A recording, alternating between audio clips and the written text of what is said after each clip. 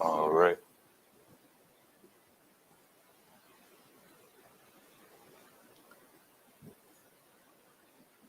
And Daniel, you could start letting people in. Just make sure everybody's muted though. Welcome to PIA Media, Canada's top black media provider. Whether you're looking for content on fashion, art, music, or simple lifestyle, we bring you the best the black community in Ottawa has to offer and so much more. And better yet, do you have a project you need help with? Well, look no further. We provide equipment, studio, and office space, as well as a team of dedicated individuals to help you bring those ideas to life. So don't wait. Check out our new website at biamedia.ca for more information on how to contact us and start creating today. BIA Media, your way.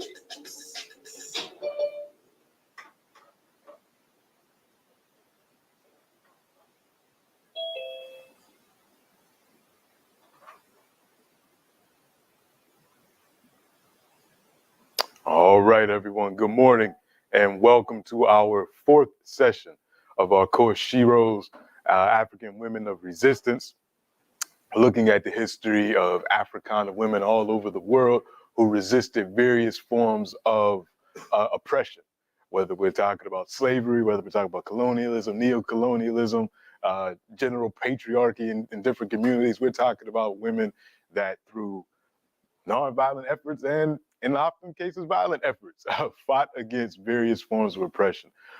So today we're going to spend most of our time in the Americas because we're going to be talking about enslavement today and the resistance to enslavement. And like I say in all the classes that I teach, you cannot talk about slavery without talking about resistance. You're only telling half the story, and it does a disservice to our ancestors by only talking about the oppressive elements of enslavement without talking about the resistance. And even then, when resistance is brought up, oftentimes it's gendered as if it was only males. People like Nat Turner, Demark Vesey, and Zumbi, and Boukman, and others that resisted. But when you go through the actual historical record, it's really evident that women played a key role in these resistance movements. So we're going to talk about a few, highlight a few great ancestors, and go from there. All right, so last week we kind of started to talk about this a little bit. We dealt with Central Africa. We talked about the kingdom of Ndongo. We talked about Queen Njenga. We talked about how the events in Central Africa carried over into Brazil. And we talked about the Republic of Palmeiras, or Angola Janga, Little Angola in Brazil, how that was led by both Zumbi and his wife Dandara. So we started to talk about slavery a little bit last week and how events on the continent influenced it. But we're going to continue that today, but go into a little bit more detail. So today we're going to talk about how African women led resistance movements in the Americas and provide a few different examples. Our evidence for this week. Remember, history needs evidence. Everything that we're going to reconstruct today, there's proof for it. You can look and find the first-hand documents that discuss these events. The written record, of course, Spanish, French, English, Dutch, colonial records, and trial records in particular. When we talk about rebellions against enslavement, there's usually always a trial that goes along with it.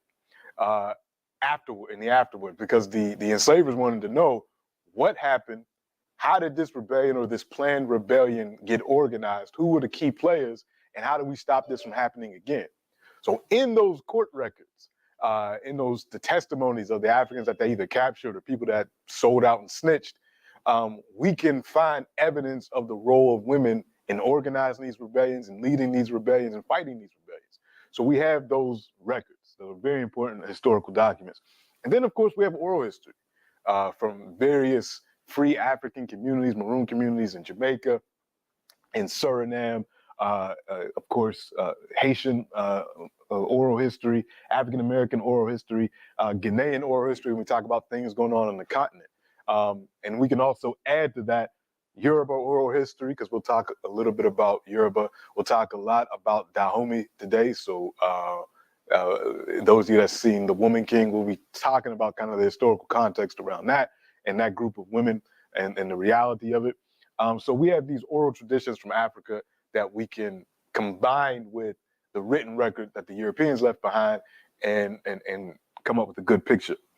Speaking of sources, so these pieces of evidence are often compiled by secondary scholars that write journal articles and book chapters, and a lot of that work can be found on our course website. I encourage you to please use the course website. It's where all the materials are. It's where the recordings of these lectures can be found, going all the way back for 2 years since we started recording these lectures. So that those course websites are always changing.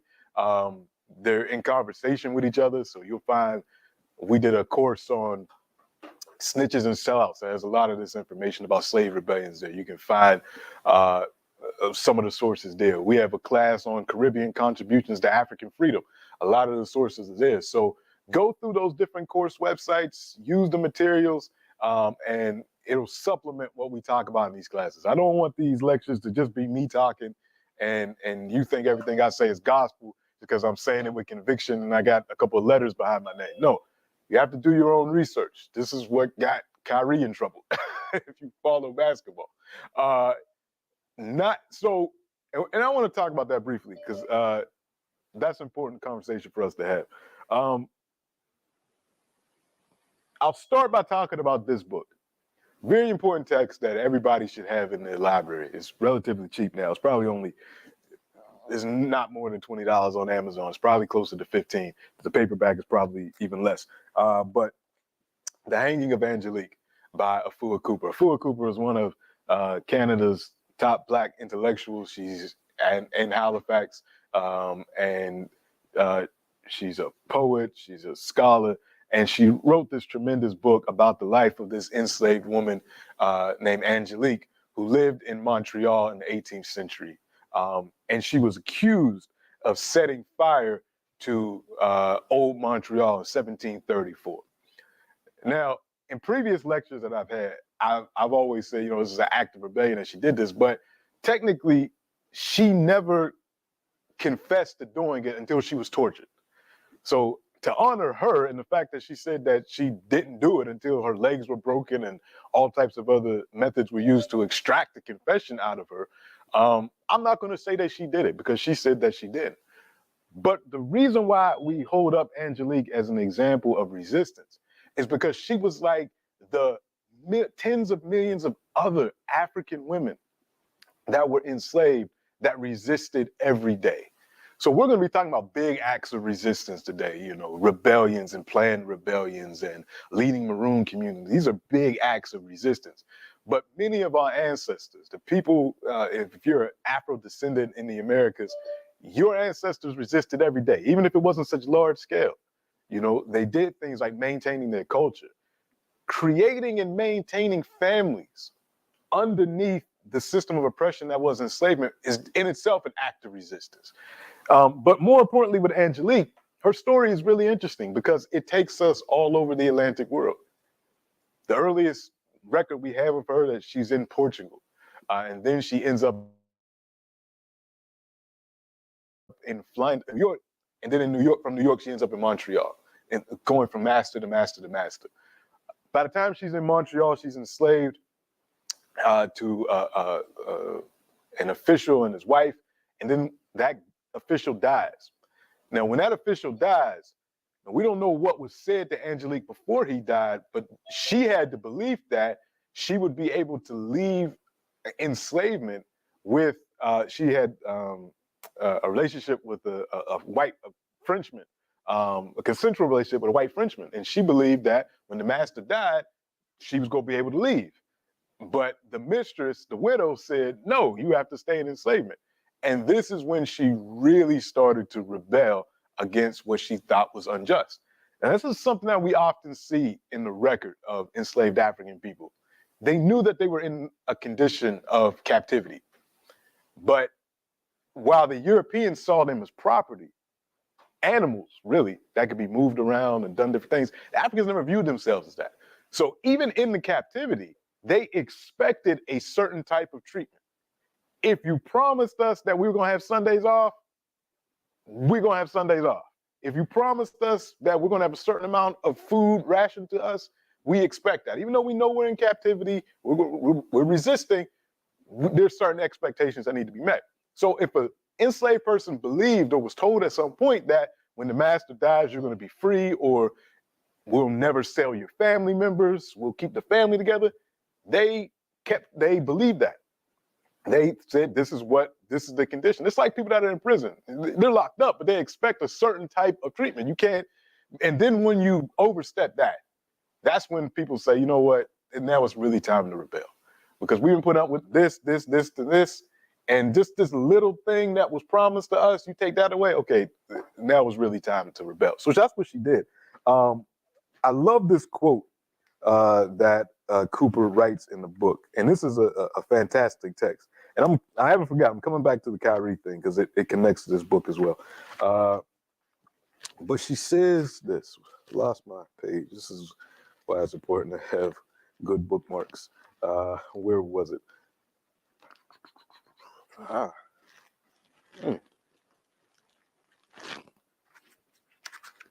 One second, yo. Sorry about this. Here it is. When the master's death marked a turning point in Angelique's life, her master was hardly in the ground when she asked her mistress, Madame Frenchville, for permission to leave. Did the slave woman ask for her freedom because her master had promised her before he died? We don't know. In any event, Madame Frenchville refused her bondswoman request, and a rage began building up in Angelique. Unable to gain authority over her own life, Angelique lashed out at her mistress with her tongue. She cursed the widow, called her a bitch and a whore. She disobeyed her. She subverted her authority at every turn. This is what Cooper's telling us. Then Cooper goes on to say, slave managers and overseers in the New World frequently complained about slave women's tongues. Enslaved women were reputed to be saucy, insolent, and rude to their superiors. They were outspoken and they talked back. This stereotype of the slave woman as the ultimate Jezebel must be placed in the context of their lives. Because enslaved women endured lives of physical hardship, violence, psychological torture, talking back to their oppressor was one of the ways some defended themselves. This is the everyday resistance that I'm talking about, that so many millions of African women engaged in when they couldn't run away, when they couldn't form maroon communities, when they weren't planning rebellions. They did this. So most of our ancestors, this is how they were. So all that image of the docile slave and the mammy figure and the Uncle Tom, these are colonial imaginations. Not to say that there weren't Uncle Toms and then there weren't women that saw that. There were a few, but most engaged in this type of resistance, poisoning slave masters. So oftentimes slave masters would rely on African women because they were scientists and healers in Africa to heal their sicknesses. And anybody that knows anything about medicines knows there's a fine line between medicine and poison. You give too much, it becomes poison. Enslaved women knew that. These were people cooking the food. These were the people doing it. So all of these become acts of rebellion. And then, of course, the working slow, breaking tools. All of these are little acts of rebellion that our ancestors engaged in that are important for us to recognize and remember, especially in our modern times in 2022. Sometimes we can't go to our bosses and employers and say, F this job, I'm leaving, I'm gonna blow this place up, that type of thing. But you can have your little acts of resistance even on the job if you're so oppressed. The reason why I bring up this book and why I love the work of Afua Cooper, she talks about how all various types of Europeans were involved in the life of Angelique, how she went from Portugal to Flanders in the Netherlands to New York. These are European Catholics. These are European Protestants. She doesn't talk about it, but there's European Muslims involved. We talk about the Ottoman Turks who had their own slave trade going on in the East. And there were European Jewish folks. And this is where I bring it back to that Kyrie Irving conversation. Those of you that don't know, there's a basketball player named Kyrie Irving. He plays for Brooklyn Nets. And he just got suspended 5 games by the NBA for posting on his Twitter a link to a video that folks say is anti-Semitic. It's called From Hebrews to Negroes. It's by a guy named Ronald Dalton.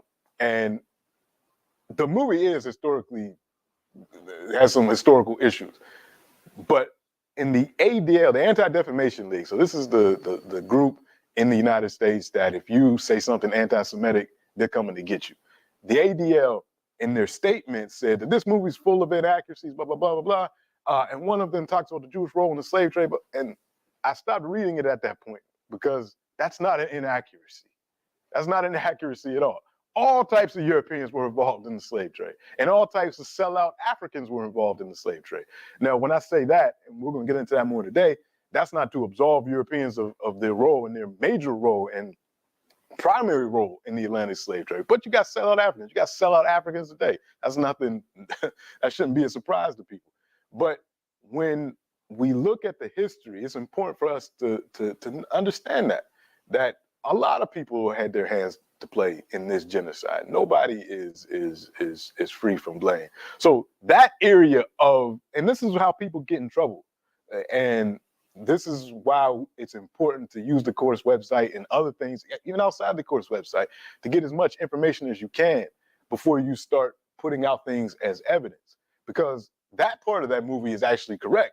Now, there's other things in the movie that are completely incorrect, but it takes you as a student of history to be able to separate the good parts that are based off of evidence and then things that are just the author trying to make their own opinion or create something that doesn't exist, and will use faulty evidence. So you always got to make sure you're relying on strong evidence. So everything that I just said, there's evidence to point to that. So that's just my little advertisement for the importance of historical evidence. And everything that we talk about today has evidence based for it. And this book is well researched, well worth to read. It reads well, and she did extensive historical research in archives in Portugal and Montreal and other places, New York. So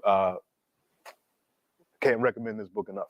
All right, let's move on. So another scholar that you should know that has written about particularly the Caribbean and Jamaica in particular, she passed away in 2009, Dr. Lucille Mathurin Mayer. 2 books, a historical study of women in Jamaica, 1655 to 1844, and The Rebel Woman in the British West Indies During Slavery. If you can find these 2 texts, they're also worth the read. This is a great historian, a diplomat. She represented Jamaica at the UN during her lifetime, so very important scholar and activist and diplomat that you should know.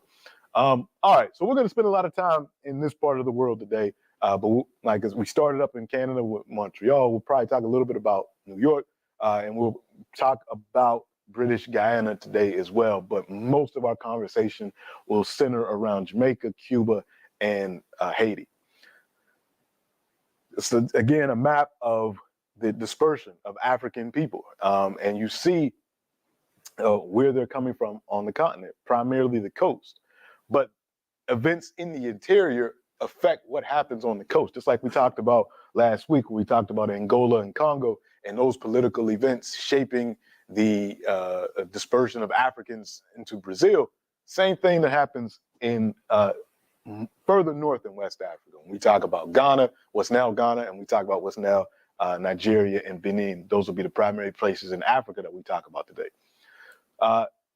This is a common map that you'll see of Africa's kingdoms and empires, and we love to talk about kingdoms and empires, you know, and so many of us are going to go see that Black Panther movie next week because we just want to see a fictionalized African kingdom. We love the idea of kings and queens, but there's a negative aspect to empires. People don't join empires usually voluntarily. Empires are created through warfare. And that's everywhere in the world. This is not something unique to Africa. You know, this is a time of empire creation. And we're going to be spending a lot of time today in the 1700s and the 1800s.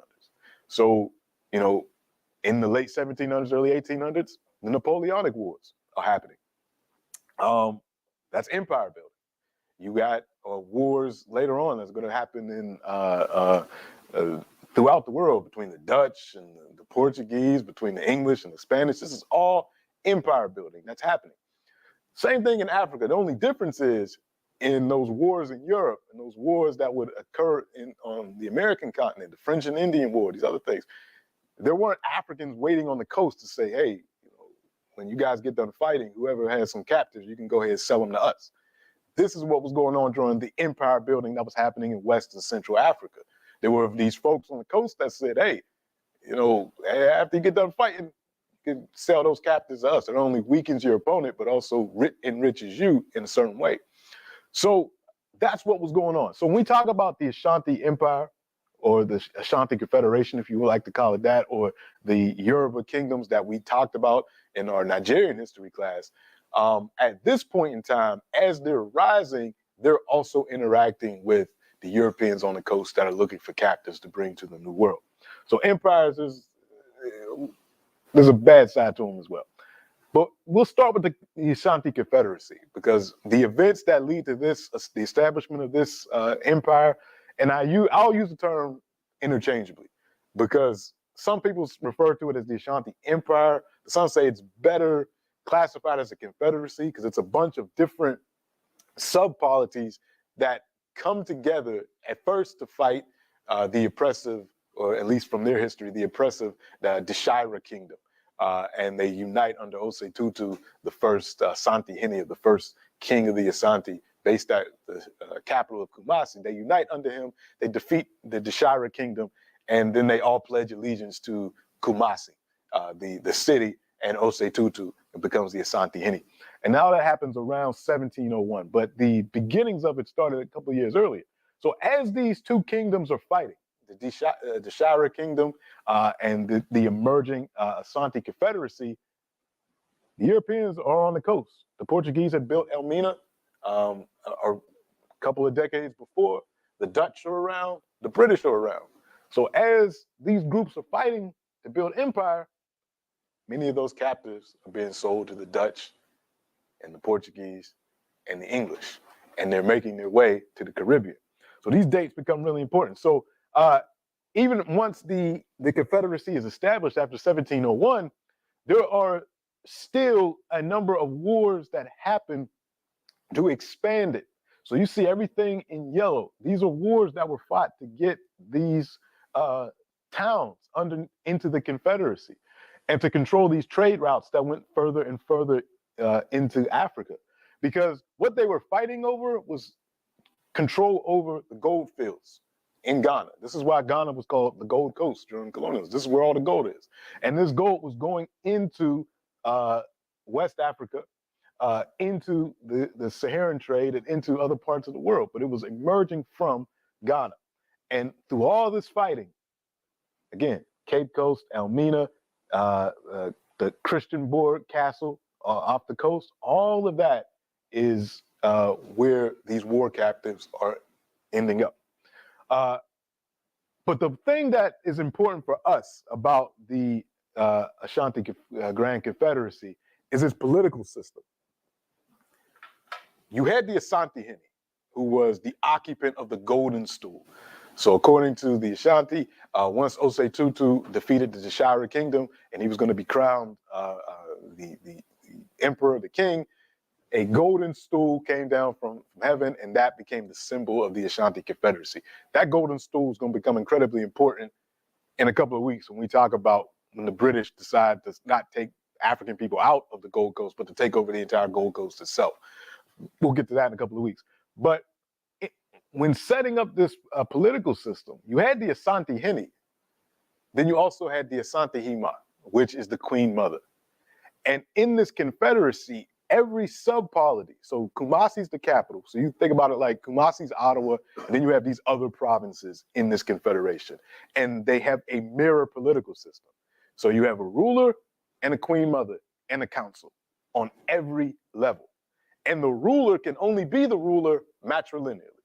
Like we've been talking about in these various classes, you had to be related to the royal family through your mother, because we didn't have DNA tests back then, so nobody knows who your father is. But we know who your mother is. So you got to be related to the royal family through your mother. And the Queen Mother is probably the second most important position in the Confederacy. Because the Queen Mother, if the Asante Hini dies before the Queen Mother has the first pick in choosing who the next Asante Hini will be. And that could be from among a number of people, just like we saw in Ndongo last week and in the Kingdom of Congo. When you have these types of systems, it's not automatic that the king's son or even the well, again, definitely won't be the king's son because we don't know if he's actually the father. So it's not automatic who's going to be the next Asante Hene. So there's a number of candidates that can fill that position that are related to the royal family matrilineally. The Asante Hima, the queen mother, gets to choose who the next Asante Hene will be. She gets first pick. Now there's still a council that will go through other candidates, but she has preferential choice. This is the current sitting Asante Hima. And I always like to point out, as much as I have a problem with monarchies, I do, like most of us, still have a sense of pride that there still exist African monarchies that we can point to. So we don't got to be looking at, King Charles and his people as if they're the only monarchies in the world. We got these African folks that we can look at with longer lineages, by the way. But the current Asante Hima is Nana, and Nana's the title really, Konadu Yiadom III. And she took her, that's not her original name, that's her stool name. She took that name after the first Asante Hima, Konadu Yiadom I, all the way back in the 1700s. So she's the current sitting Asante Hima. She got installed in this position. Her brother is the sitting Asante Hene. And when their mother died, she became the queen mother. The brother appointed her as the queen mother. She's his older sister. And this was in 2017 that she became the Asante Hima. But anyway, as this confederation was growing from its base in Kumasi and growing into different parts of what's now Ghana, and these wars were happening, when captives were brought to the slave ships, transported to the Caribbean, transported to South America, North America, whenever they would fight and escape and have the opportunity to create their own political systems, they mirrored them exactly or as much as they could on what was going on in Ghana. So if we got a king, we got to have a queen mother. And many of these enslaved women that led rebellions that came from this region often assumed the position of queen mother in the Americas and throughout various rebellions. And Africans that came from this region that were enslaved here and then ended up in the Americas, they all passed through a town called Koromansi. This town called Koromansi. So on their way to the coast, and this is not a short walk. Like if you were captured, let's say, in Bonduku, getting to the coast is not a day's journey. This is a long journey to the coast. A lot of people died just being marched from cities near the interior to the coast. They're walking. They're not in cars. They're not on trains. They're marched to the coast. And then they didn't go on ships right away. They were put in these castles and these dungeons, which often had churches right above them, and stayed there until enough enslaved people could be captured that they could fill the ships, and then they would disembark. So it might take you a month to march to the coast, and then it might take you another 3 months sitting in a slave dungeon, and then put on a boat that's going to take you about, depending on how fast the ship is going, a couple of weeks to a month to get to the Americas. So you can imagine how many people died at each one of these stations. The march, being in the dungeon, then being on the ship. So if you survived all of that, and then you still had the strength to continue to fight when you got to the Americas, these are some fighting folks, men, women, and children that went through this process. So, and they fought every step of the way. There's no step, whether it was in the dungeons, whether it was on the march, whether it was on the ships, that rebellions didn't occur. So when the Europeans write about Africans that came from this region, they often call them Koromansi Negroes, because that was the last major city that they passed through on their way to the coast. And there's another way to recognize Africans from this region in the historical text, because they all have similar names. Because if you're familiar with the naming conventions in Ghana, day names. Every day has a name attached to it. So there's only 7 days, but 7 names, or 14 names, because men's names and women's names. So there's Kwasis, like my son's name. My son was born on a Sunday, so his middle name is Kwasi.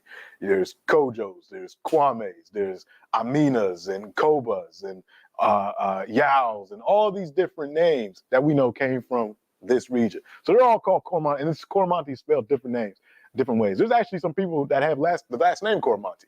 It just became a last name. There's a lot of football players actually with the last name Koromanti. But anyway, these Africans would make their way, and then they would rebel. And these are just a list of some of the rebellions that Africans from this region engaged in, going all the way back to the 1660s. So look at the time period. The Confederation begins to grow, and they're fighting their war against Anshara in the 1670s. And then we see the uptick of Africans coming from this region as a result of that empire expanding and the civil wars that were even fought within that empire. The first Maroon War in Jamaica, 1729 and 1739. 1736 in Antigua, Tacky's conspiracy.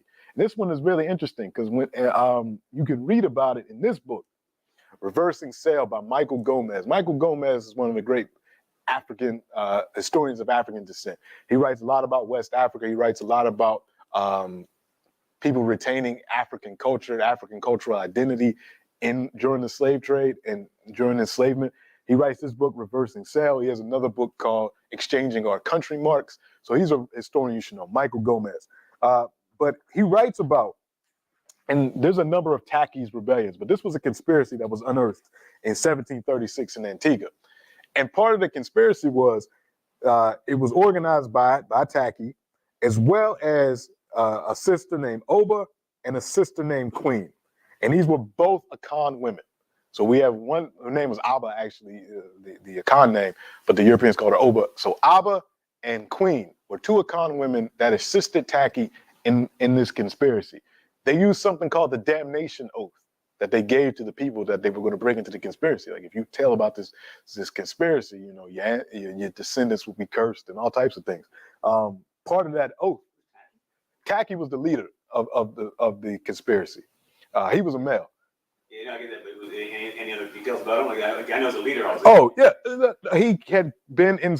Oh, this Tacky. No, I'm not sure if it's this Tacky from Antigua or the Tacky from Jamaica, but one of them actually. Yeah, because you'll see these names come up again. Oh, okay. Tacky, one of them, I can't remember if it's the one from Antigua or the one from Jamaica, one of them had actually been involved in enslaving Africans. And then he himself gets enslaved. He ends up in, I think it's the one in Jamaica, by the way. I think it's the one in Jamaica. He ends up enslaved, and somehow, because he was either a general or part of the royal family in Ghana, he gets that position again in the Americas as somebody to be followed by folks. And people follow him. He has authority. And then he leads a rebellion against the slavery. But it's funny how the tables turn.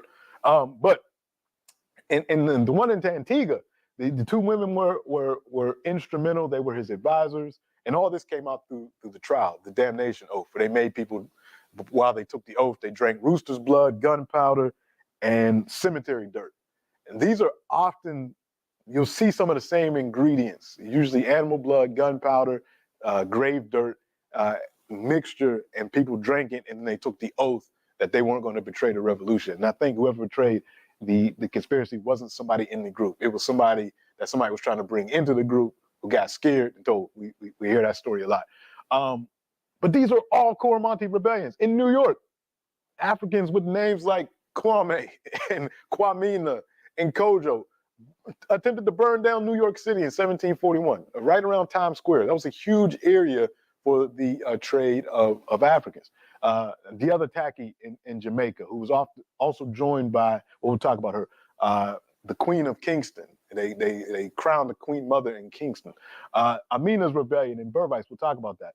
The Second Maroon War, Kwamina's rebellion in Guyana. All of these were led by Africans who their goal was to recreate as much as they could the same type of political system that they had in Ghana once they took over in the Americas. In Barbados, they were going to crown a King Cuffy and a Queen Mother.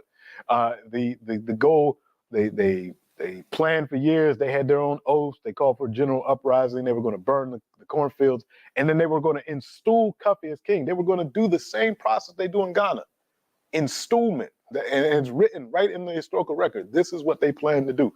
All right. The most famous of these Akan speaking, so in that region of Ghana, the Ashanti Confederacy, the language is Akan, A-K-A-N. Probably the most famous Akan descendant, or maybe, yeah, she's probably a little bit slightly more famous than Harriet Tubman, maybe, depending on where you talk about, because there's two. There's her and there's Harriet Tubman. But Nanny of the Maroons, the only female national hero of Jamaica's group of national heroes. She's the only woman. She led the Quilombo, the Maroon community of enslaved escaped enslaved Africans. We don't know a whole lot about her early years. We know she was captured relatively young.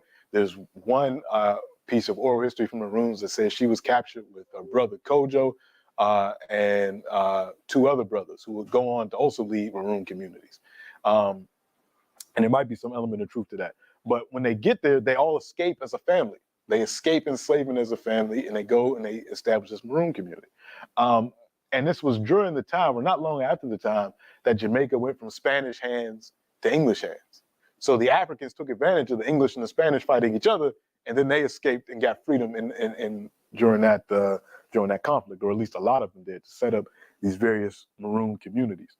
So Nanny used these 4 O's, as I call them, that come out of that Akan cultural context. Being an Opayen, being an Ohima, using oaths like we talked about, and then the last O, Obia. So Opayen, that means an elder. She was respected as an elder. When we meet Nanny in the historical record, she's already in her probably 60s or 70s. She's an elder, and she's respected. She's operating basically as a queen mother, as an Ohima. Ohima is the generic term for a queen mother among the Akan. So elders were incredibly respected. So elders are viewed as the embodiment of the past, as well as members of the largest store of memories from the past. So when we meet her, she's already escaped. They've already established this community with warriors, with men, with women, with children. So it's a well-functioning community that she's leading as one of the elders. Again, she was an Ohima, which is a queen mother. And we already talked about what the queen mother does. She used oaths to make the warriors swear allegiance as they fought against the British, and they resisted British efforts to re-enslave them. They established themselves in the mountains. They fought, they used guerrilla warfare tactics, and they used the spiritual science of Obia to fortify them. Now, there's all types of myths associated with Nanny, that she had a pot that boiled with no fire, that there's a tale of her growing pumpkins and teaching the people to grow pumpkins when they were about to go hungry. There's all types of other stuff too, like that she could deflect bullets with her butt. Like that was one of the things that the power of the butt. But even in the historical record, when she doesn't come up that often, but she comes up, and the British refer to her as the rebel's old Obia woman, but in a disparaging way. Because when they see Obia, the British wanted the Africans to think that Obia was the devil's work, that this is some witchcraft stuff that you shouldn't be using. But for the Africans, it was their spiritual science that was helping them fight against European oppression. So in many places in the Caribbean today, that former understanding of Obia, or the colonizers' understanding of Obia, has won out. That this is something to be avoided, that this is devil worship, this is all this stuff, but it's not what it is. It's African spirituality, it's African spiritual science used for liberation. Now, you could use it for negative things, just like I've always talked about. You can use anything for liberation or oppression. You can use Christianity for liberation or oppression, or Judaism or Islam or anything else. So Obia is the same thing. You can use it for liberation, or you can use it to harm people. But anyway, it can be used. So Nanny used it for liberation. She used it to fortify the fighters, and they were successful. She ended up signing a peace treaty with the British in 1740. After many wars, the British were unable to defeat her. Sometimes they claimed to have burned down Nanny Town, but the people just moved to another space. This is the beauty of Quilombos. They're in permanent war camps. So you have the war camp, the British weren't there, you just move to another place. You reestablish. And this is what guerrilla warfare does.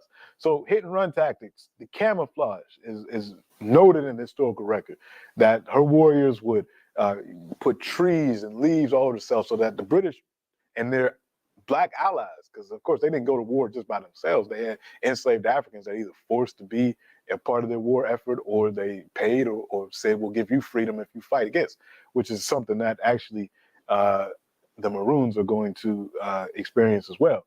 Because part of these peace treaties that were signed with the Maroon communities was that we'll let you continue to have your community, but if any other Africans escape to come to you, you have to return them back to us. Some of the Maroon communities accepted this. Well, all of them accepted the treaty, but some actually enacted it. We don't have evidence that the people that went to Nanny's Town, at least during her lifetime, actually returned anybody. We don't have it because she signed the treaty, but she wasn't going to honor that part of the treaty. There's actually some historical record that there may have been a break among the Maroons after the treaty, because there's a new Nanny Town that's established where it seems like Nanny takes the lead and takes some people that didn't really want to negotiate with the British. So you have that break as well. But incredible leader, incredible spiritual scientist, military strategist, and she kept her people safe and her people followed her. So know Nanny's name, know what she did, and know what type of cultural context that she's coming from. And she's on the money. You can go to the National Heroes Park and you can see her bust along with the others. So very important figure that we should know about. Going back to another book that you should read, Vincent Brown's Tacky's Revolt, the story of an Atlantic slave war. This is another one in Jamaica, going to happen on Easter Sunday. So this is about 5 years after Nanny's death, about 20 years after the peace treaty was signed. And here's where it gets interesting, because when this revolt takes place, and I think, yeah, this is the Tacky that had actually sold people and then ended up getting sold. He organizes rebellion. They're going to rebel on Easter Sunday, because Africans often chose Easter, General Sundays, or Christmas to rebel. And this is when the Europeans would be a little bit at ease. It was going to cover several parishes in Jamaica. When it did, 60 whites were killed, but was ultimately defeated, in part because one of the groups of Maroons helped suppress it. So the British said, we got this revolt. You guys get to keep your freedom, but you got to help put down Tacky's revolt. And one group of the Maroons actually did that. And it's not going to be the last time that happened as well. But this entire revolt was organized by obeah men and obeah women. Again, using that spiritual science to organize people. During this revolt in Kingston, on the other side of the island, with the connection to this revolt, there was a woman named Akua. Now, Akua is a sister that gets crowned the Queen of Kingston by the residents there, by the Africans that are enslaved there. They recognize her for whatever reason, and the British find out about this. So as they're putting down the rebellion in the West, in Kingston, they find out about her. They go to her house. They find all this regalia of hers. They said that she was called Cuba by the British. And there's a good book about this called Gold Coast Identity and Customs by William Rucker, Gold Coast Diaspora. They said at the meetings that she sat under a canopy. Now, this is the testimony of a snitch. She sat underneath a canopy with a sort of robe on her shoulders and a crown upon her head. So when it says she sat under a canopy, if you go back to this image of the modern Santa Ima, you see these elements, these symbols of a Akan culture that make their way all the way to the diaspora and continue. So she's sitting under a canopy. She has a robe on. She has a crown. The British found all these things. They kidnapped her, and they weren't going to kill her. They were going to exile her to Cuba. But somehow on her way to Cuba, she bribed the ship captain. She said, "We'll give you some money if you turn the ship around, take me back to Jamaica." And he actually did. And she ends up going to the western part of Jamaica and joining the remnants of Tacky's rebellion and continuing to fight against the British till she's finally captured and executed at that point. But Akua, the Queen of Kings, that's a story that you should know. And again, it goes toward that cultural continuity and that resistance that creates. So these are good texts that talk about these items. The last one I'll talk about before we take our break is in Berbice in 1763. So this is 1760. This is 3 years later, down in South America, and they almost won. This was almost Haiti before Haiti, but they made some mistakes. But again, a con. These Africans were promised a certain type of, so they were enslaved, but then the Dutch, who controlled this region, ran into some problems, and there started to become a food shortage. So the Africans, again, you got us captive, but you're not going to treat us just any type of way. So they started rationing the food, and the food started to go low. So Africans said, you know what, at this point, we might as well just go ahead and rebel. And they did. And when they did, they took over basically the entire colony and forced the governor and some of the remaining whites to the coast. And they were basically trapped, but the Africans negotiated with them. So they kept them alive and they negotiated with them. And the governor used these negotiation tactics as a delay tactic until troops could come and save them. And then they ultimately suppressed the rebellion. But it took about a year for that to happen, when these Africans were still negotiating with the whites. They should have just killed them all. I mean, I hate to say it like that, but they should have just killed them all, or forced them out of. You shouldn't have negotiated anything.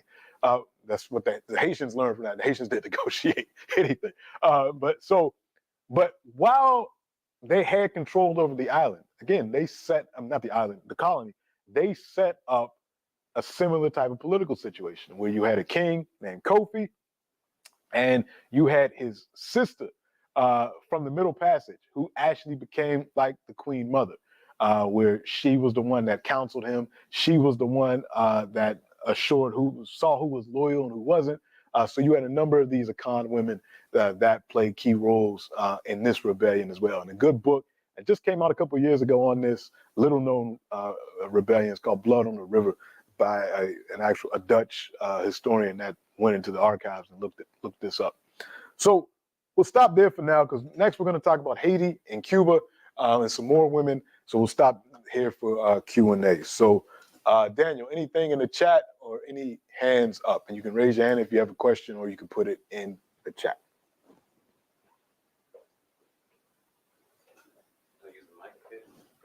Yeah, I think so.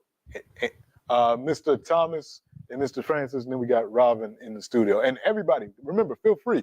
We're here. We can make it like it was before, where people show up and we have the discussions here. So we feel free to utilize the space. I know it's more convenient to be online, but it also there's some good energy that comes from being in person. So remember, you can always come. Mr. Thomas, go ahead. So, morning all. Independence and quotes. As much as we are independent, colonial roots are so deep that even today we live in denial. Example, if there weren't a few graves found in Kamloops, even today we would not believe in the indigenous people of China. So how do we combat this situation whereby we have this enslavement and rebellion, but we seem to focus so much more on the slave side, but not the rebellion side? I think a lot of people just don't know about it, and classes like this and keeping that conversation going helps with that. I mean, you got a lot of teachers that are teaching our youth that have never heard these things, and then they just perpetuate what they're taught. So having classes like this, sharing this information, creating different forms of media that show it, like whether it's films, and really we need to do a better job with that, with the films that come out to talk about enslavement, that talk about resistance, because sometimes they only focus a little bit of time on the resistance. For instance, a couple of years ago, they made a film about Nat Turner's rebellion, and let's say it was a 2-hour film, only 20 minutes of the movie was the actual rebellion. So you have to be careful with that type of thing, and it shouldn't be fictionalized. Like the Woman King, which we'll talk about in a minute, there's a fictionalized account. It's good historical fiction, but it's fiction. There are so many real things that happen that we can talk about. Like there has not been and it shouldn't even be a movie. It should really be like a miniseries. The Haitian Revolution needs to be on film. And there was talk a couple of years ago, maybe about a decade ago, I don't know where it went, that Danny Glover was working with the government of Venezuela to try to do a movie about Toussaint Louverture and the Haitian Revolution. But we need something like that. I mean, that would definitely help to put it back into the conversation, because that one was successful. So you say the Woman King, there's a fake movie, or some of these other rebellions like Nat Turner, they weren't successful. We should tell the stories, but they weren't successful.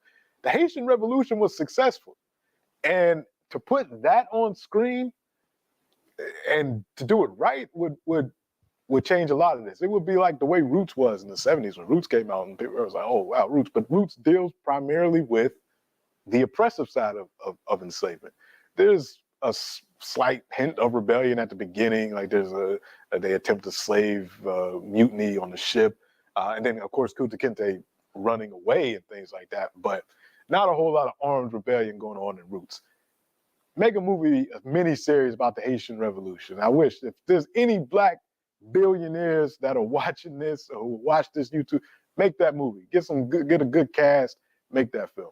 But to answer your question, Mr. Thomas, yeah, I think things like that, just keep telling these stories to our young people, keep having classes like this, keep sharing this information. That's a way to fight against that, to get the rebellion narrative there as much as the enslavement narrative, because many of these teachers just don't even know. They don't even know. Mr. Francis, go ahead. Good morning, everyone. And another good presentation to this point. I thought it was very interesting that they mentioned some of the captured Africans, before they got aboard the ship, they were held in dungeons. Did you say beneath the church? Yes. Yes. And the reason I bring this up is because I saw a YouTube video recently which showed that a number of young Africans are getting together to renounce Christianity. And the rationale for that is that they're saying colonialists came to Africa, they gave us their Christianity, but their very behavior was anti-Christian in the form of the brutality that they imposed upon the Africans. So these young people are saying, no, we don't want this kind of religion because it hasn't been good for us. So they reverted back to what you may call traditional African spirituality. Yeah, a lot of folks are doing that. And my comment is, whatever works to get you more liberation, do it. And there are people that have used Christianity effectively to get liberation. I'm talking about the Martin Luther King Jr.'s. I'm talking about the Harriet Tubmans. I'm talking about various folks, Struman in South Africa, who was able to do it. And people have used Islam same way, as we talk about Malcolm X or others. So if what you're in isn't affirming your humanity, isn't leading liberation, cast it aside. There was a great quote, I love this quote, by Bishop Henry McNeil Turner, who was one of the head officials in the African Methodist Episcopal Church in the late 19th century. And he said, before I was a Methodist, I was a Negro. And if the Methodist Church ever does anything to, and I'm paraphrasing, but ever does anything to harm me as a Negro, then later for Methodism. So that is the type of position I think a lot of people are taking. And again, on the flip side of that, just because it's traditional African religion doesn't mean it can't be oppressive. There are plenty of people that use traditional African religions to exploit people, financially, emotionally, all types of ways. So it doesn't matter which one of these systems you're operating under. The key thing is, how is your character being expressed by that? How is it leading to greater liberation? And if you're involved in something that's not, you should probably get out. So a lot of people have made that decision. But at the end of the day, it's really about the internal character of the individual, of the institution that they're joining, if it is an institution, and how it's actually leading to greater liberation and development. I think those are the key. Daniel, is anything in the chat? I'm going to Robin, but I want to know if there's anything in the chat.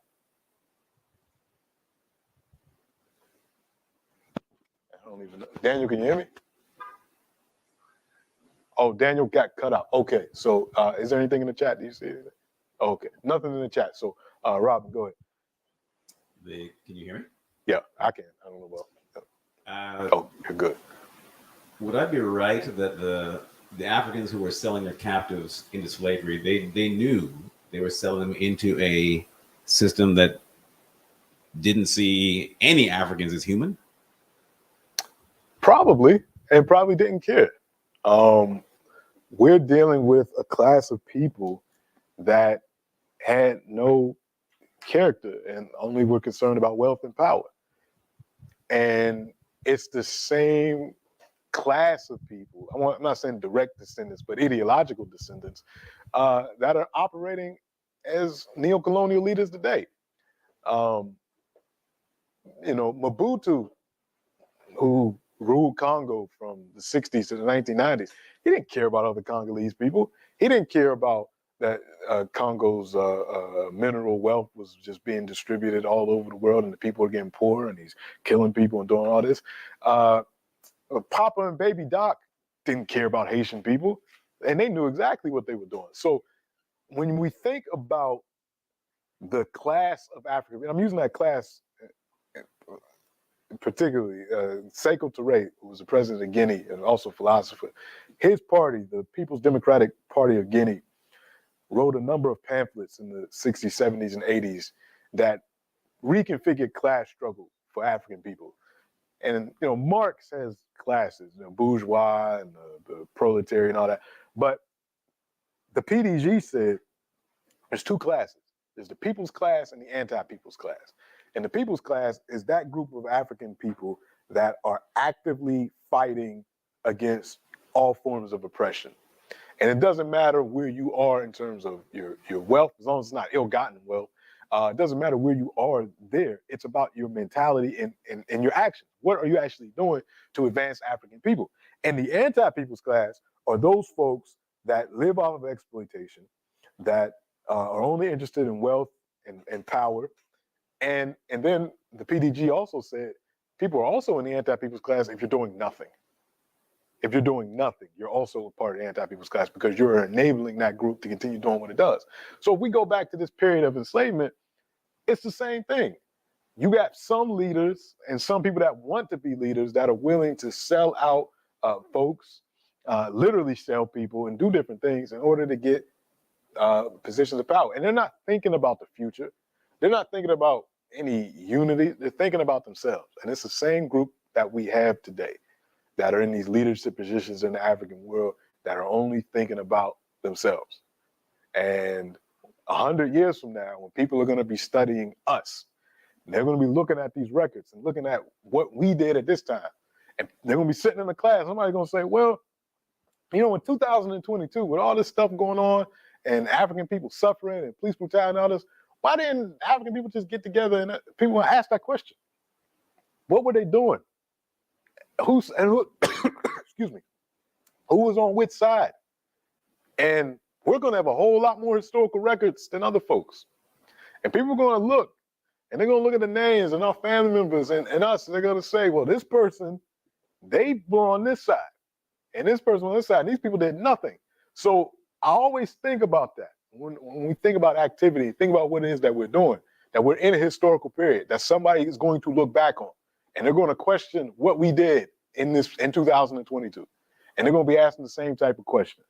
And not just about the state of African people, but hopefully, human beings will be able to look back, and I don't even know if we'll be around in a couple 100 years, because they're going to be asking us, you saw all these signs about the environment, yet you did nothing. You just kept going. You put some lip service to it and say, well, we're going to do this, and there's these Paris Accords, and we're going to do this. But you destroyed the planet. You sat there and let it happen. So just like we're looking back and saying, well, how did people do this? And who would sell people into slavery and all this for momentary gain? Think we people 100 years from now, 200 years from now, hopefully if we're still around as a species saying, why didn't they just stop driving those cars? Why didn't they, or stop driving them that way? Or why didn't they cut down on this? They knew that this was going to happen. I don't know. Just it always reminds us that we're in a historical period that people are going to look back on. So if you know people are going to look back on your actions, you might want to think about changing it. I don't know. All right. Anyway, let's get back into it. We'll close up soon.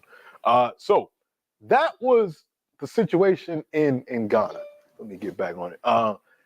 Where you see Ashanti here. Now, if we go to the east, we'll see two kingdoms, two empires kind of emerge. One is listed, which it says Yoruba, but if in between where it says Ashanti, where it says Yoruba, there's also the kingdom of Dahomey. So if you watch The Woman King, that's what they're talking about. It's in the modern day Republic of Benin, but it's not the kingdom. The kingdom of Benin is the Edo kingdom. It's a little bit east of where you see Yoruba, but some people say it's even a part of the Yoruba one. But anyway, we're going to talk about that region because a lot of the Africans from the kingdom of Dahomey, from Yoruba, would also enter enslavement in the Caribbean, in Brazil, and in Haiti and in Cuba. And we're going to spend a lot of time talking about Haiti and Cuba. So, but first we got to start here. So the Queen Mother of Dahomey, again, they had a Queen Mother as well. So the kingdom of Dahomey, this is what was represented in the Woman King. This was a kingdom that rose at its height in the 1700s and in the 1800s. And as it rose, sorry.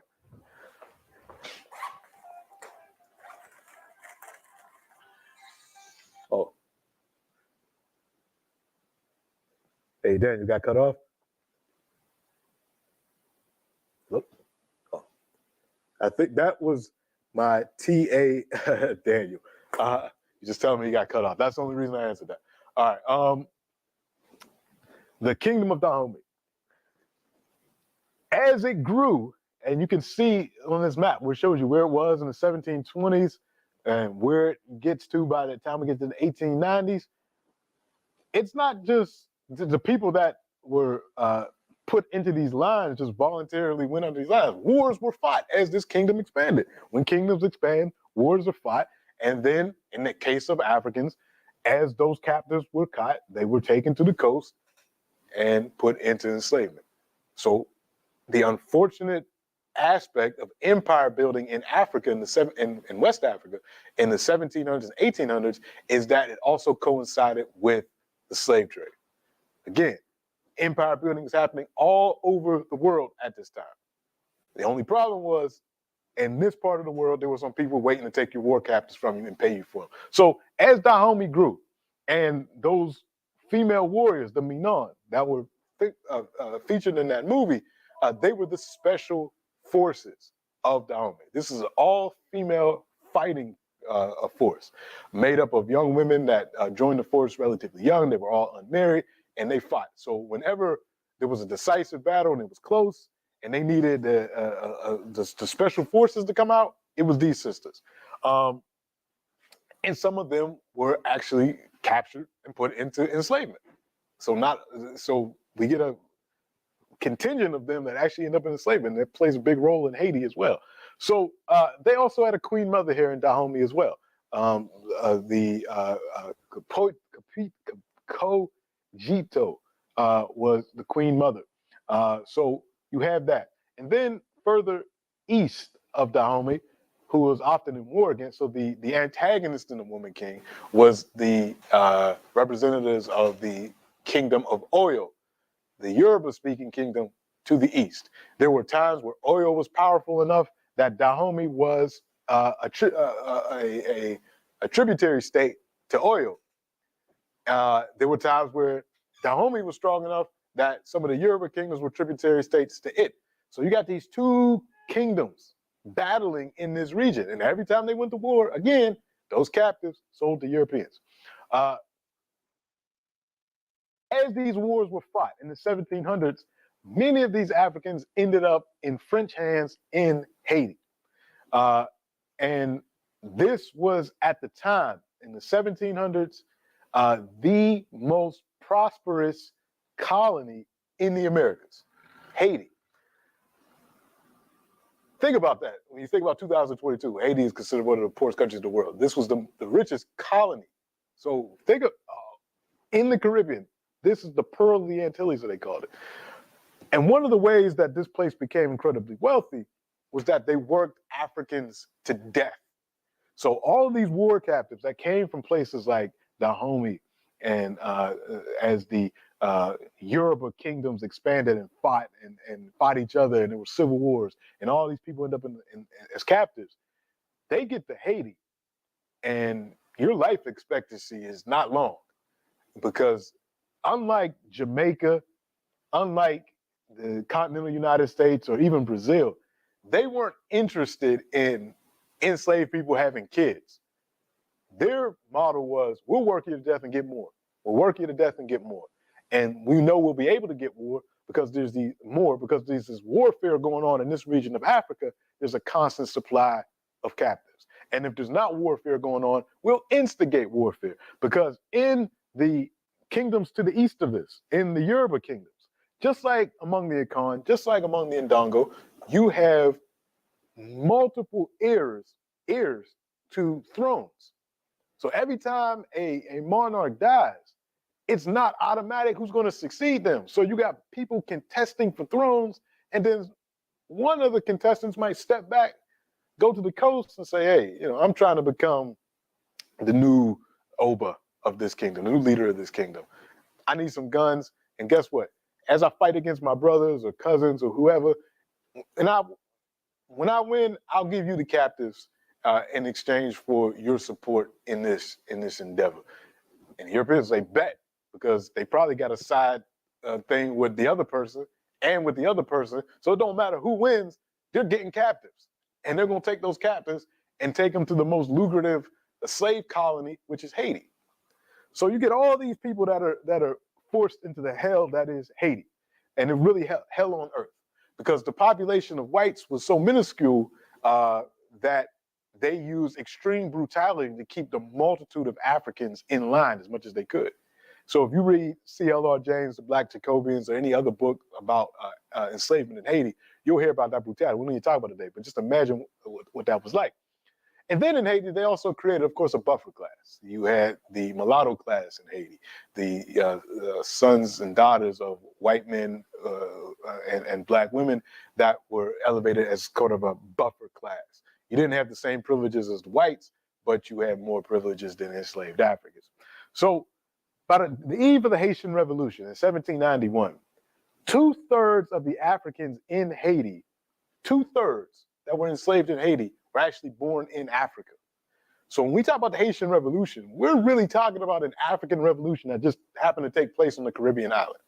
And Haiti is essentially an African nation that just happens to be in the Caribbean, because most of the people that engaged in the revolution were born in Africa and coming from these places where this warfare was going on, where they were captured as young, whether they were warriors, and then that's going to show in their fighting during the Haitian Revolution. The thing that jump-started the Haitian Revolution was a ceremony in August 1791 that was officiated by two people. One was a brother named Bouk Mondodi, and another was a sister named Cecile Fatima, who operated as a mambo.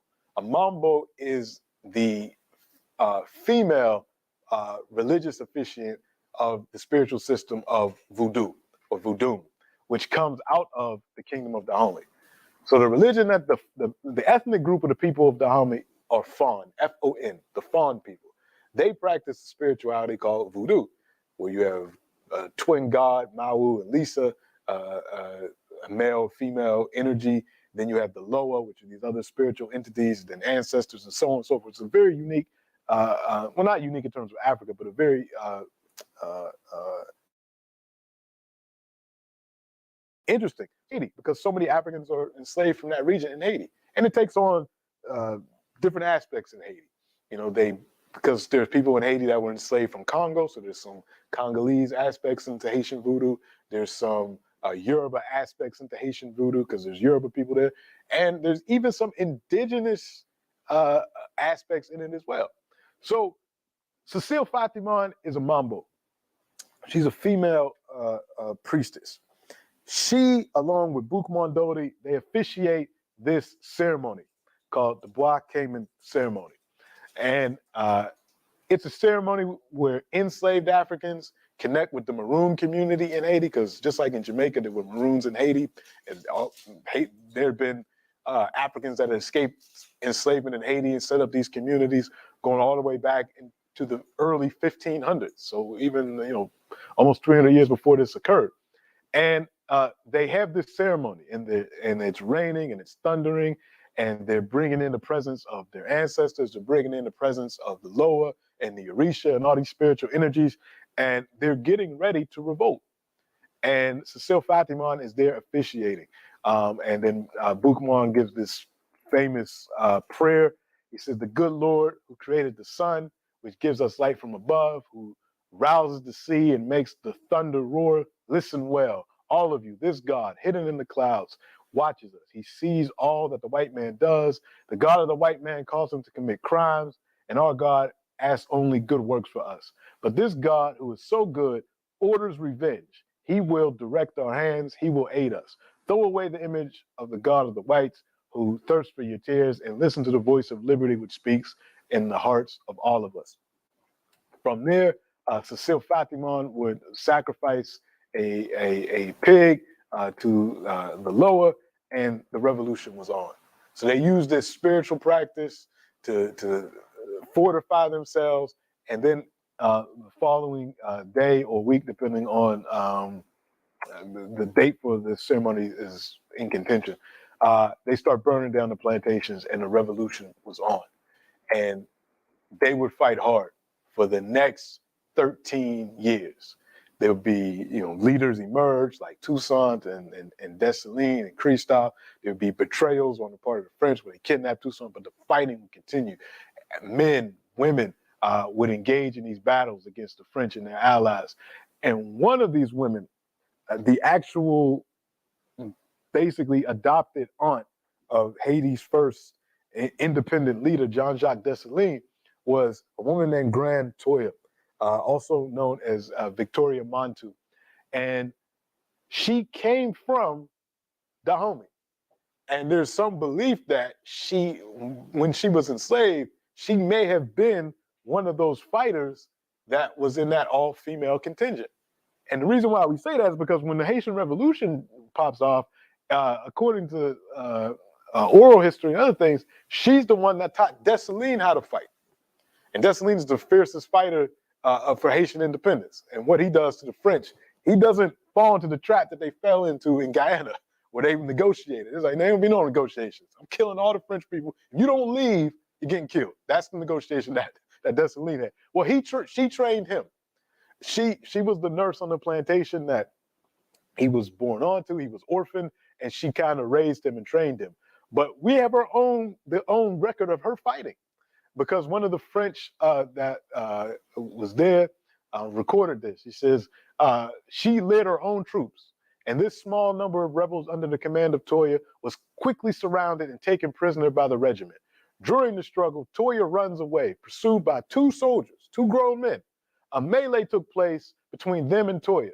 One of them was seriously injured by Toya, and the other, helped by a few other soldiers who arrived in time, took her prisoner. It took two men and reinforcements to take this one African woman prisoner. Because I don't know what she did to the first one, seriously injured by Toya herself. So this is the type of ferocity and freedom loving that these were. And she eventually breaks out of prison. And she gets broken out of prison and continues to fight and lives to see the revolution be successful and Haiti get independence January 1st, 1804. So, and when she dies, she's given like a state ceremony by Dessalines because of how much he honored her. So very important. There's only one book that I've ever been able to find written about her. It's by Philip Thomas Tucker, and it came out maybe 2 years ago. It was about her. It's an okay text, but it's the only one. There's a lot of journal articles written about her, and some you might find her mentioned in a few books, but nothing full length until this book came out. So you can get this on Amazon. There's digital versions of it, but a sister whose name that we should talk about more. So that's Haiti. Going further east to Cuba, another slave site. So once the Haitian Rebellion happened and Haiti was no longer, under European control, Cuba and Jamaica became the two next centers of major sugar production in the region. Now, they had already started beforehand, but Haiti dominated it. But then when Haiti gets independence, Cuba becomes one of the lead producers of sugar, and they import more Africans into Cuba. And where are those Africans coming from? The same type of region, Dahomey, but even more so, those Yoruba kingdoms that are engaging in their own civil wars as the Oyo Empire is starting to decline in the 1800s. And because of that, the civil wars that happen in Yoruba land, a lot more Africans taken into captive. Many of them end up in Cuba. And in Cuba, the Yoruba are called Lukumi, Lukumi, which comes from a Yoruba term that's O Lukumi, which means my friend. So I guess the Africans were saying that so much to each other that the Cubans said, oh, that must be what they're called. So they referred to all Africans from Yoruba land as Lukumi. So Carlota, and Fermina Lukumi. These two women are not sisters. They just, that Lukumi means that they're Yoruba. They united in Cuba and decided to foment a rebellion in the 1840s. They're honored by statues in Montaza's Cuba. And in 1991, when Nelson Mandela visited Cuba, Castro took him to the statue where they honored this rebellion. And Castro said, in what way is apartheid different from the practice in effect for centuries of dragging tens of millions of Africans from their land and bringing them to this hemisphere to enslave them, to exploit them to the last drop of their sweat and blood? Who would know this better than the people of Montazas? Since here in this part of Western Cuba, there were perhaps more than 100,000 slaves. In the first half of the last century, there were as many as 300,000 slaves in Cuba. And one of the provinces that had the most slaves was this one, which was also the scene of great uprisings. For this reason, there is nothing so just or so legitimate as the monument to this rebellious slave that has just been erected in this province. And that's the monument there. And this was said when Nelson Mandela visited Cuba. So we're talking about the province of Montaza, and this rebellion happened in 1843, 1844. These two sisters, they led the multi-ethnic coalition. So it wasn't just Yoruba people, it wasn't just Lukumi. You had Fulas, you had Creoles, you had Ganga. So these are people from Central Africa, all in the Montaza's province. One of the testimony, because again, after all these rebellions, there's always a trial. So one of the people that enslaved people that testified said that they heard Fermina say, grab that fat white man and hit him with your machete, for he's the one who put us in shackles. So they knew the folks that they were targeting. They killed overseers, they killed the mayor, they killed the mayor's assistants, they captured plantations, they burned down sugar mills and other buildings. So it was a very violent and widespread rebellion before it was finally put down. But this was one of many in Cuba. You also had the rebellion of Jose Aponte, and many of these rebellions were in response to Haiti, because just as the Europeans fled from Haiti, they brought their whatever enslaved people that they could still within their control. They took them out of Haiti to places like New Orleans and Cuba and Jamaica. And then the Africans told other Africans about what was going on. They said, guess what just happened in Haiti? They took over. So it spread. So Cuba was always on alert. And these Africans, with their own desire for freedom, these sisters with their own desire for freedom. And one of them was, I think, even pregnant at the time of the rebellion. I think Carlota was pregnant. And they fought for their lives, because they said, if we're going to go out, we might as well go out swinging.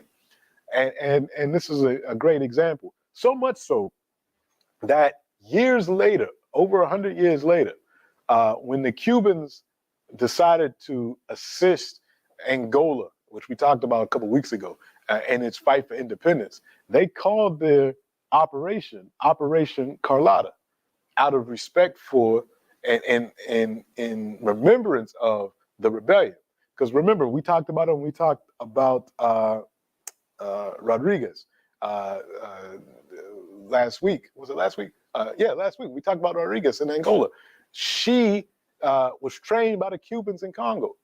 And many Afro-Cubans participated in these operations that helped liberate Angola from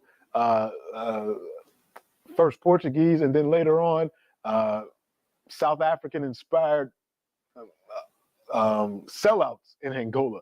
So the Portuguese called this operation Operation Carlotta in remembrance of that. We'll stop there today and we'll pick it up next week. Next week, we're still going to talk about enslavement. We're going to talk about some different other rebellious women. We'll talk about Harriet Tubman and the part of Harriet Tubman's life that you may not have known about. And we'll throw in some other people as well. So we're going to talk about slavery, then we'll move over to rebellions and resistance against colonization as the weeks go on. So we'll stop there for today. Are there any questions in the chat or any hands that we have, or any announcements that we have as well? Anything in the chat? Let me click on this because I know we lost Daniel's internet disconnected. Let me click on the chat. Let's see. Montazas means killing. Let's see. Mr. Francis, go ahead. Yes, sir. I just wanted to find out, you mentioned in Haiti there was a class of people called mulattoes who were biracial. Yeah. Was rape common amongst the enslaved women in the colonies by white men? Because I know that most of the white men who went to the colonies went there mainly with the wives left behind. Yeah. So was rape a common form of torture? It's also? very common. I mean, it was a unfortunate aspect of life for Africana women that were enslaved, was sexual violence. And yeah, and you know, it's a shame how sometimes it's been romanticized as if these sisters had a choice in any of this. You know, they made movies about the relationship between Sally Heming and Thomas Jefferson. If you're not aware about the Thomas Jefferson's third president of the U.S., and he essentially, you know, raped a 14-year-old girl. She was 14, and it gets really weird because, not weird, but Sally Heming was the sister of Jefferson's wife who had passed away. So Thomas Jefferson marries a white woman. That white woman has slaves. One of those slaves was her sister because Jefferson's wife's father had raped an enslaved woman and produced this child named Sally Heming. When Thomas Jefferson's wife dies, Jefferson inherits all her enslaved Africans, including his wife's half sister, Sally Heming. And I don't know, maybe she looked like the wife. Or, I mean, it doesn't matter. But anyway, he begins this quote unquote relationship with this 14-year-old girl and has a whole bunch of kids, and you know, descendants. So there's a group of people in the United States that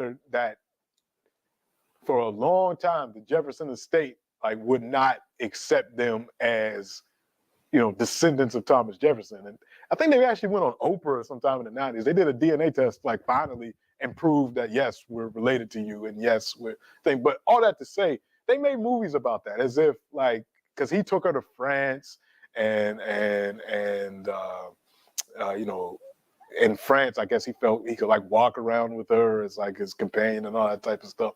But what choice did she have? It's about choice. So whenever you have slavery and colonialism, it's sexual violence. And sexual violence definitely against African women, but also sexual violence against African men.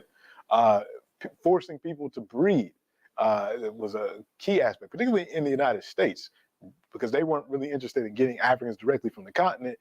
They were more interested in quote unquote breeding Africans like we're horses or pigs. So you had whole plantations that were just dedicated to sexual violence and breeding. So you got all of this stuff going on. And then when you get the creation of, in Haiti, they call it the mulatto class, that was definitely given privilege. You have that in a lot of places, in Angola, in South Africa, and any place that you have colonization. So yeah, that's it. widespread sexual violence. Miss Anderson, go ahead. Yeah, I just wanted to comment on a scene I saw in a movie. I cannot remember what the movie was, but the slave master had a relationship. Well, I guess he cared for this man's wife. And then he would show up at the door and just sort of say, like he came to have her. And yes, sir. And he just stepped outside and waited while the slave master knew what he had to do inside. One of the most sickening scenes I've ever seen. It stuck with me, that this poor man was so helpless. Yeah. And he just left his wife to be ravaged by the slave master. Yeah, this is why people resist it. I mean, because if you live in conditions like that, what stops you? I mean, you're already in hell. What stops you from resisting? A lot of people didn't resist because of fear, or some people made the decision that we'll go through this, and maybe our descendants won't have to or something. But yeah, that's the type of thing that would make many folks resist, other than just the sheer brutality of the exploitation. So yeah, you have this. I mean, fathers can't protect their children, mothers can't protect their children. Why even form a relationship with somebody if these things can happen? So all of this, again, it leads to trauma. It leads to things that are still unresolved in a lot of Black communities around the world because of what happened to our families during this this period. So we still got a lot of that going on. A lot of the residual effects of that still with us as a people. But it takes having classes like this and knowing not only of the trauma, but also the resistance to it, so that we know that in 2022, we could still have that spirit of resistance and rebuilding with us as well. So yeah, and when you said that, the first thing I thought of, I think they have a scene like that in Roots, but I think it was in another movie as well. But I definitely remember something like that in Roots. Let's see. There's something in the chat. I'm just going to check it myself.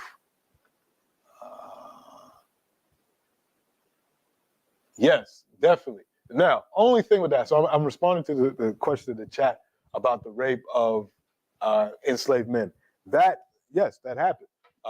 Enslaved men were definitely raped by slave masters, sexually abused by slave masters.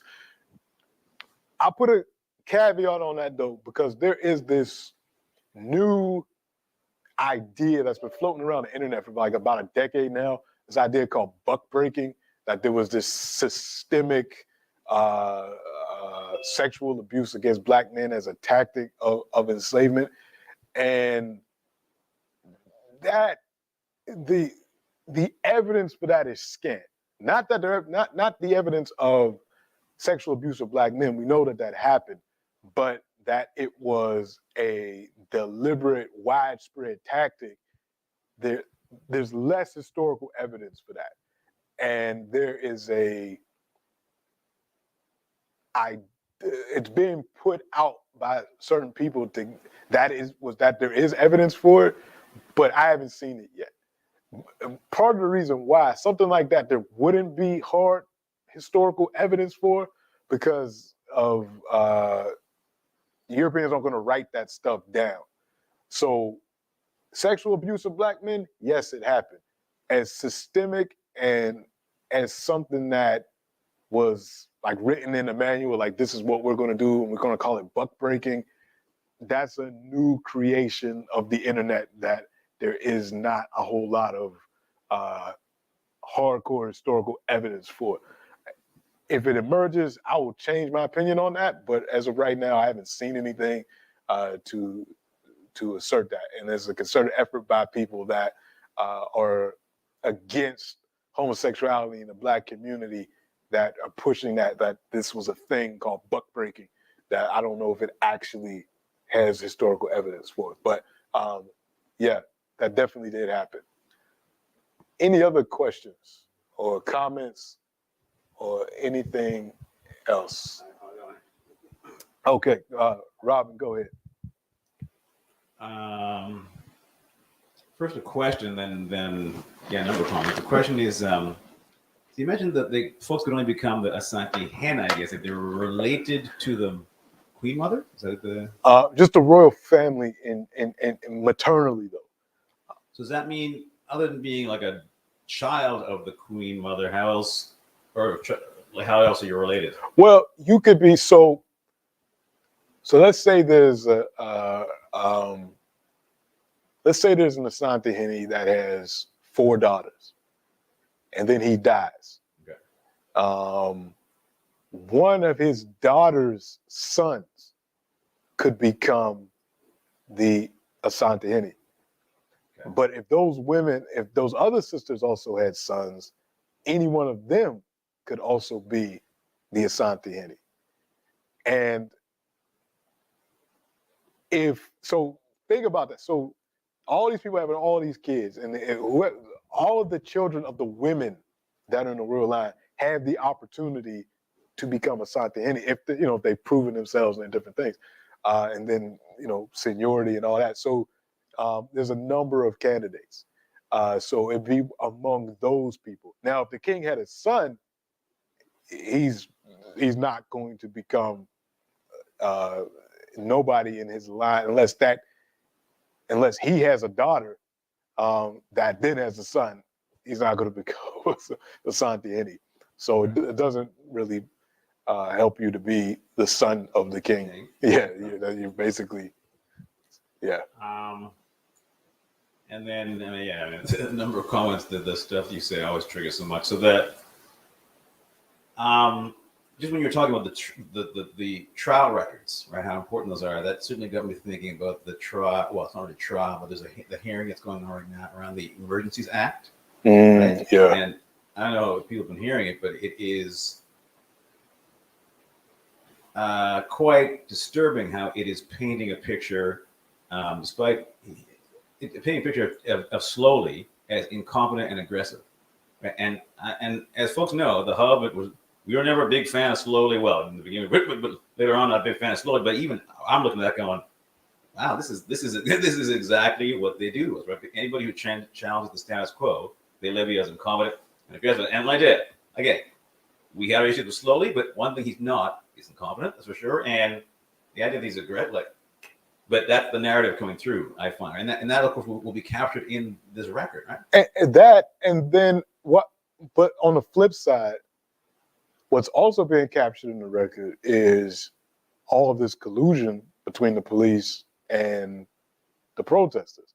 But that doesn't get a lot of attention. Like, I read that and I'm like, why isn't this front page news that you got police officers that are asking for more money that are actively supporting an insurgency in the federal capital, actively supporting it, and it's in the record. Yes, actually, okay. Well, that leads to another thing. So last night I went to an event that was organized supposedly for Black leaders in the community to meet the new mayor. Okay, this is organized by 2 continental African groups. It was mostly continental African men, some women, and these are all people who they openly said they voted for the new mayor, who's pro-police, right, giving more money to the police. Which does raise the question, why are they doing that? Since this guy's giving more money to the police. But there you go. Which kind of,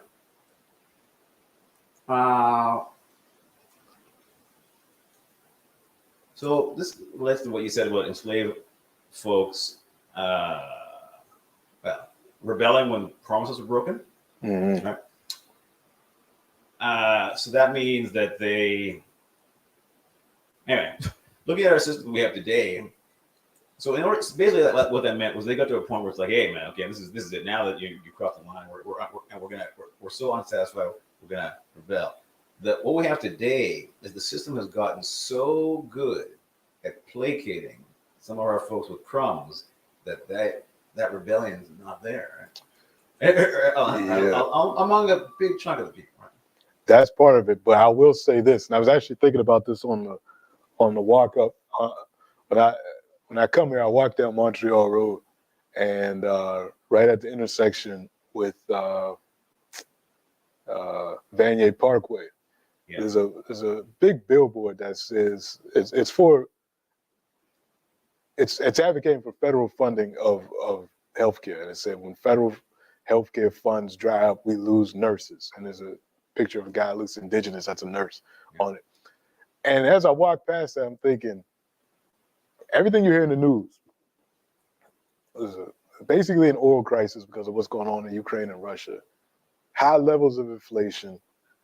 People aren't making their, household money isn't going as far as it needs to be. Government is having all types of problems. A lot of stuff's about to get cut because there's about to be a crunch. I don't know how bad it's going to be, but it's going to be a crunch. And the government is not going to be given as much funding and things as they were given after 2020. And the first things that are going to be cut are things that are probably going to affect Black folks. It's going to get real tight. And these are the times that we need to work together for our own community, because the promises and these things that have kept people placated, it's about to be gone.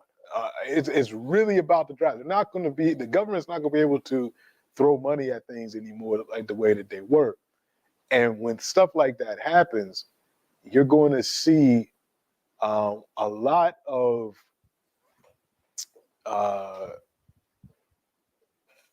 backlash against Black folks, a lot of suffering in Black communities. And in terms of the suffering, we can help each other. We got to focus on doing what we can for each other. We got a lot of families going to food banks, a lot of different things happening. We need to be upfront with this and support each other.